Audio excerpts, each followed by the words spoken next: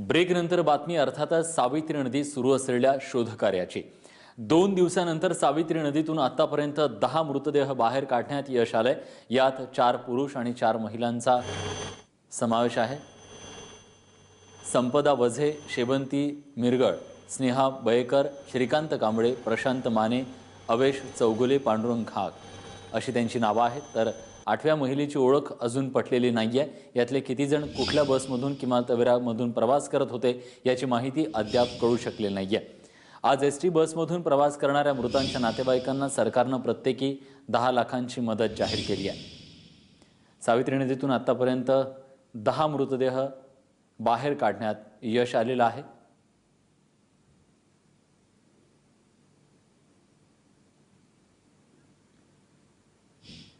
आतापर्यंत 10 मृतदेह बाहेर काढले होते, पण आणखी 3 मृतदेह बाहेर काढण्यात यश आलेलं आहे। तेव्हा मृतदेहांचा आकडा हा 13 वर पोहोचलेला आहे। तेव्हा 13 मृतदेह आतापर्यंत बाहेर काढण्यात यश आलंय।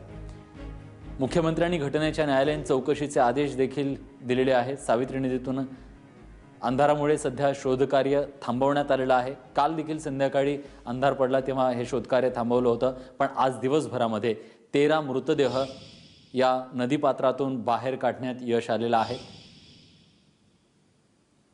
आणि मुख्यमंत्र्यांनी या सगळ्या घटनेच्या न्यायालयीन चौकशीचे आदेश दिल्याचं देखील कळतंय।